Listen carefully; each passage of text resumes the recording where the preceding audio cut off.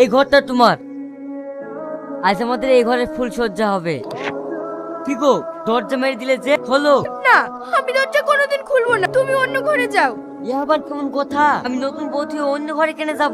তুমি দরজা খোলো, আমি এক্ষুনি ফুল সজ্জা করব। ঠিক আছে থাক না, তোমার তো আরো অনেক ঘর আছে, চলো। আমি নতুন বউ থেকে অন্য ঘরে যাব, দরজা খুল বলছি, নাহলে কিন্তু মেরে ভেঙে ফেলবো। কোনোদিন খুলবো না দরজা। কর্তা বাবু, দরজা ভাঙবেন কেন? দেখবেন আপনার মনটাই ভেঙে যাবে। কেন? শহর থেকে একটা ম্যাডাম এসেছে, তাকে দেখলে আপনি ফিদা হয়ে যাবে। তো দেখি কি চ। এ আমি কি দেখছি?